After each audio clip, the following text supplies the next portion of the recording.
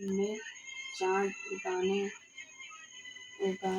करवा ले, व्रत अखंड करने वाली करवा ले, भूखी करवा ले। तो यह सुनकर वह चौथ माता को देखकर उनके पाँव पड़कर गिड़गिड़ाने लगी। हे चौथ माता, मेरा भाग तुम्हारे हाथों में है, आप ही मेरे सुहागिन करें। तो माता बोली, पापिन हत्यारिन, मेरे पाँव पकड़कर क्यों बैठ गई? तब वह बोली कि जो मुझसे भूल हुई उसे क्षमा कर दो, अब भूल नहीं करूँगी। तो चौथ माता ने प्रसन्न होकर आँखों से काजल, नाखूनों में से मेहंदी और टीके में से रोली लेकर छोटी उंगली से उसके आदमी पर छींटा दिया। तो वह उठकर बैठ गया और बोला कि आज मैं बहुत सोया। और बोली, क्या सोए? तनी अपन सड़िया का धुआं ऊपर कैला। मुझे तो 12 महीने हो गए। तब जाकर चौथ माता ने मेरा सुहाग लौटाया। तब उसने कहा कि जल्दी से माता का पूजन करो। जब चौथ की कहानी सुनी, करवा का पूजन किया, तो प्रसाद खाकर दोनों पति पत्नी चौपर खेलने बैठ गए। नीचे से दासी आई, उसने उन दोनों को चौपर पांसे से खेलते देखा तो उसने सासू जी को जाकर बताया। तब से सारे गांव से यह बात प्रसिद्ध होती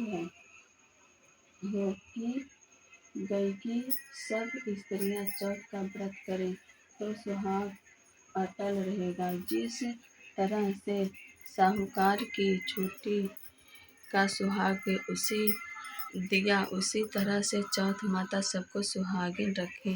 यही करवा चौथ के उपवास की स्वतंत्र महिमा है। चौथ माता की जय। करवा चौथ व्रत कथा 2। यति प्राचीन काल की बात है। यह एक बार पांडु पुत्र अर्जुन तप करने के लिए नीलगिरी पर्वत पर चले गए थे। इधर पांडवों पर उनके मुसीबतें पहले से ही थी, जिससे द्रौपदी ने शोक विषुण हो कृष्ण की आराधना की। कृष्ण उपस्थित हुए और पूछा, कहो क्या कष्ट है तुम्हें? प्रभु, द्रौपदी ने हाथ जोड़कर कहा, मुझे क्या कष्ट है? आप तो स्वयं जानते हैं, आप तो अंतर्यामी हैं। मुझे कष्टों से बोझ और कर दिया है। क्या कोई ऐसा उपाय है जिससे इन कष्टों से छुटकारा मिल सके? तुम्हारा प्रश्न अति उत्तम है द्रौपदी। कृष्ण मुस्कुराकर बोले, 5 मिनट खुल जाए ना, तब बंद करके जब खाना खा लीजिए, तब एक बाद चले समय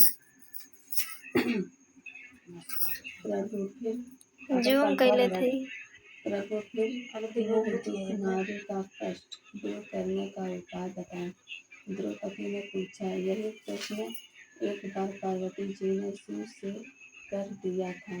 तब शिव जी ने करवा चौथ का विधान बताया था। फिर प्रभु, करवा चौथ की जानकारी मुझे भी दीजिए और उनकी कथा कहिए। तब कृष्ण ने एक पल सोचने के बाद कहा, दुख सुख जो संसारिक माना जाता है,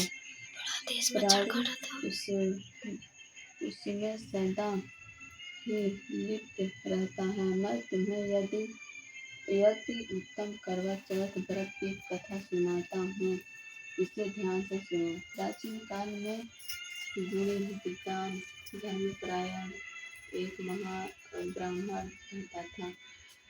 उसके 4 पुत्र तथा एक गुणवती सुशीला पुत्री थी।